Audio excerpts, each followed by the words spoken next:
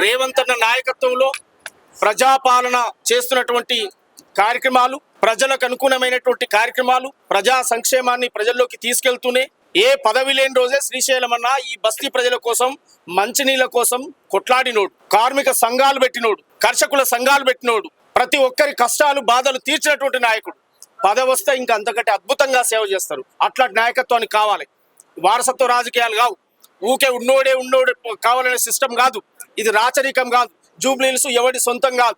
జూబ్లీహిల్స్ మా పేద వర్గాలది, మా అట్టడుగు వర్గాలది, మా గొర్రెలను మేకలను కాసుకొని బతికినటువంటి జీవితాలుగా ఉన్నటువంటి మా జనం. ఒక్కసారి మాకు అవకాశం వస్తే దాన్ని ఓర్చుకోలేక రౌడీలని, గూండాలని ప్రచారం చేస్తారు. ఖబర్దార్ వెదవల్లారా. శ్రీశైలం అన్న జనం మనిషి, శ్రీశైలం అన్న ప్రజల మనిషి. నవీన్ యాదవ్ అన్న ఈ తరం యువతరం నాయకుడు. అట్లాంటి నాయకత్వానికే మద్దతు ఇస్తారు జూబ్లీహిల్స్ ప్రజలు అని చెప్పి కోరుతూ 1,00,000 మెజార్టీతో నవీన్ యాదవ్ అన్న గెలవబోతున్నాడు.